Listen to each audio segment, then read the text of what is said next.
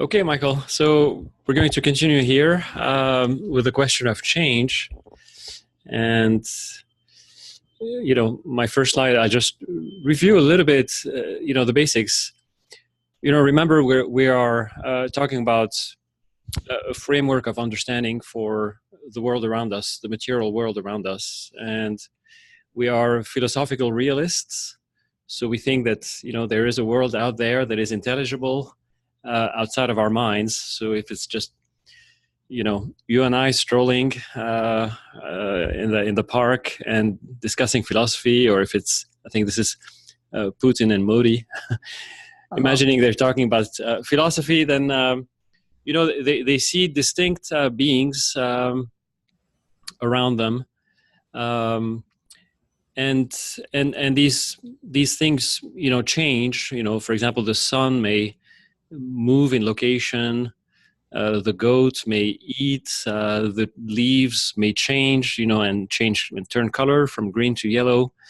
There'll be change all around them and all around us. And at the same time, whatever change, there are distinct beings, and that's what we struggle with, or we try to solve, or we saw yesterday that Aristotle's predecessors were struggling with. How do you account for the being and for the changing at the same time? And we hold that things, that there are distinct beings primarily from our personal experience, because we experience ourselves as distinct from the world around us.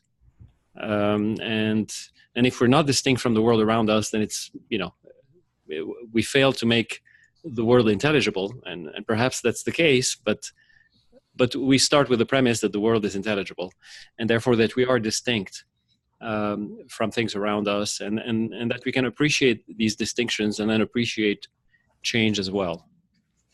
Okay. So far, so good. Examples of change, I think I went over that last time. I get sunburned, so my skin color changes. The tortoise crosses the finish line ahead of the hare. That's an example of change.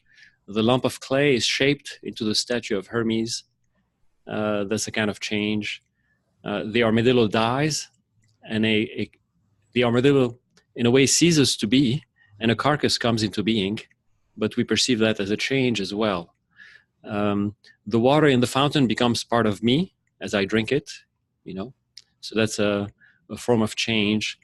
The seeds, or the seed singular, becomes fertilized, and an oak is born, an oak comes to be, so that's also a kind of change. So, and so change is the feature of the cosmos, and change presents a problem of newness and continuity. And we saw that Aristotle's, his answer to the problem of change was to invoke two modes of being in potency and being in act. Potency and act are really fundamental. Because being itself is fundamental. To try to define what being is, we're at loss for words. We say to be is to exist, but to exist is to be. We don't have words to define to be, but we have to rely on our common sense of what being is. That it is to be, not nothing, whatever that is. And similarly, to be in potency and to be in act are also difficult to define precisely, and they tend to be defined by opposition to one another. For example, to be in potency is to be capable of acquiring an actuality not yet possessed, right? And the way we get to that, or the way Aristotle defined these two concepts, is by giving examples. So this is a quotation from a quote from Aristotle, where he talks about actuality. Actuality then is the existence, or you might say the being of a thing, not in the way which we express by potentially. For example, we say that potentially a statue of Hermes is in the block of wood, and the half line is in the hole, because it might be separated out. And we call even the man who is not studying a man of science, if he is capable of studying, right? So the man who is not currently engaged in science, in in the study is still a man of science because he's potentially studying science, but potentially being this. And so the thing that stands in contrast to each of these is exists or is actually. Okay, so no way to define it any better than that, than just giving example and agreeing that we have a sense of what it is. And I think for the most part this is a bit uncontroversial, and it seems a little trivial. But whatever makes a being be potentially and be actually, I think I introduced the term at the end of the last lesson, are the concept, the terms of matter and form. And so matter is the principle of potency. It's that which gives potentiality to a being. And matter, as we will see shortly, accounts for the continuity and the change. Because remember that being in potency was introduced to answer Parmenides, and Parmenides says nothing comes from non-being. Well, it's true, nothing comes from non-being, but being in potency can lead to being actually. And so being in potency accounts, matter is what accounts for the continuity and the change. Form, on the other hand, is the principle of act. It can be defined as that which actualizes, and it accounts for what is distinct, or defined, in the change. And as we go through examples, and in this lesson and the next lessons, I think that it will become a little bit clearer. Here I talk about matter and form as principles of potency and act, and later in the course, or I will define what we mean by a principle. Okay. For the time being, I just say that's what it is. It's matter and form are the principles of potency and act, respectively. All right. So if we go back to our examples of change, here the ones that I listed and went over earlier, I conveniently separated them out into two different categories of change that we also can appreciate, and those are namely called accidental change and substantial change. Because in accidental change, those are the kinds of change where a subject seems to persist. I get sunburned is an accidental change because me as the subject, I seem to remain, but it's just, a part of me, like the color of my skin, that changes.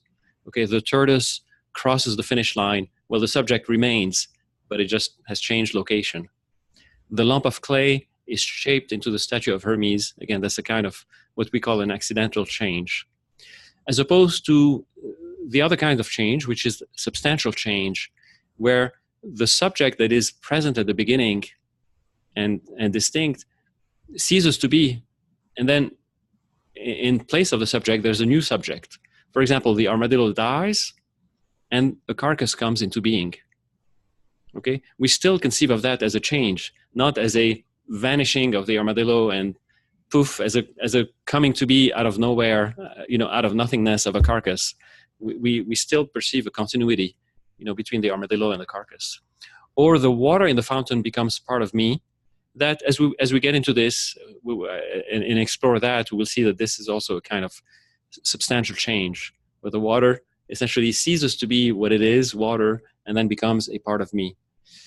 And the seed becoming fertilized, and then an oak comes to be. So the sterile, the virgin seed, if you will, is one kind of being, and then it, a new kind of being comes to be. We'll get into this later. For the rest of this lesson, we will focus on accidental change to understand, the mechanics, if you will, of accidental change. Okay. So accidental change, here we have the lump of clay becoming the statue of Hermes. That, it's a classic example.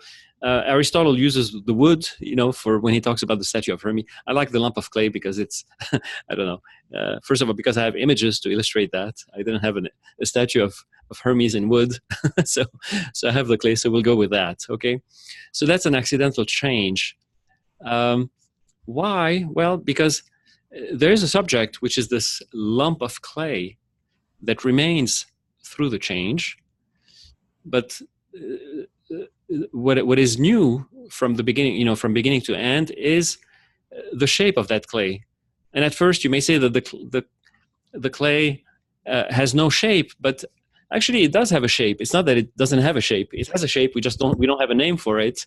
We may call it lumpy, or, if it's a slab, we may call it, cubical or cuboidal or whatever it is. But it has some kind of a shape at the beginning, and then at the end of the change, after the artist has fashioned it, the lump of clay has a new shape, which is the shape of Hermes. Okay, so essentially that really captures the principles of accidental change, which you have a subject that persists, which is matter, right? So the matter persists, and then you have an exchange, if you will, of accidental forms. You have the one at the beginning of the change, which was lumpy, and then the one at the end of the change, which is Hermes. Okay, and one way to diagram this, or to put this, is that the principles of accidental change include one subject and two contraries. Okay, and the subject is also the matter of the change. The matter of the change is what will persist through the change.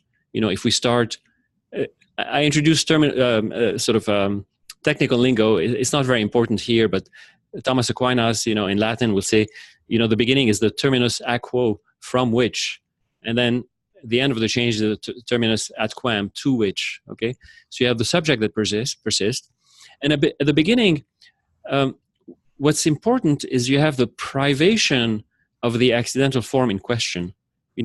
If we're trying to make intelligible a certain kind of change that we observe, well, the accidental form in question is absent. There is privation at the beginning of it.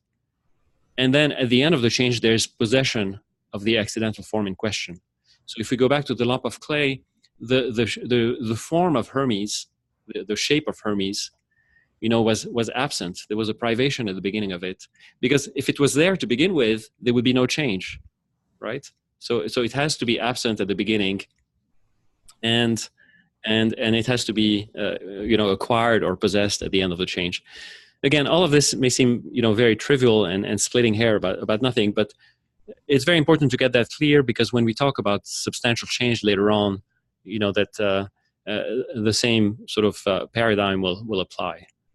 Okay, so accidental change implies accidental forms, different kinds of accidental forms, and a subject that persists through the change.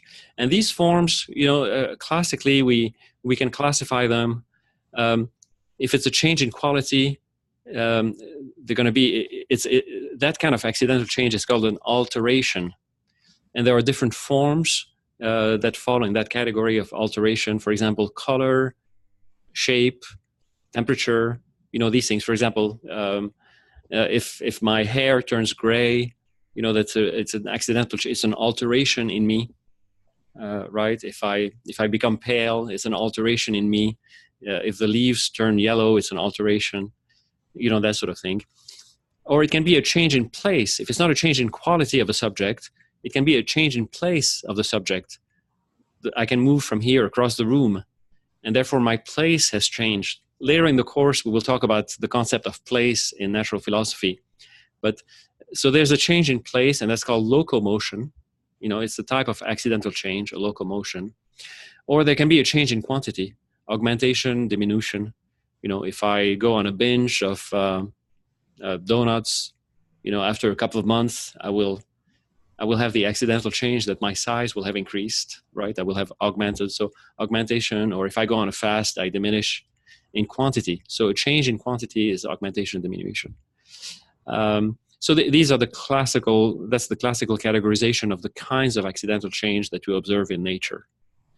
Okay. And to give an example of that, here we have the tortoise going, from the start to the finish line. And at the beginning, the tortoise is actually here, right, at the start line. And I think I skipped actually here, and not actually at the finish line, but potentially at the finish line. Okay? And at the end, when it's crossed the finish line, it is actually at the finish line. Okay? So its place has changed, right? And that's an accidental change. And the accidental form in question is the finish line, which is the place, the new place for the tortoise. Okay. And that's it. So this is a brief lesson to introduce accidental change and these concepts of principles of change. Again, a subject that remains, and then a privation of a form and an acquisition of a form is the process of change. Any thoughts or questions or comments at this point here? I think I have that. I'm ready for a substantial change, I think. Okay, very good. But I'm going to stop the video here. Okay. Because it's another presentation, and we'll take it up from here. Okay. All right.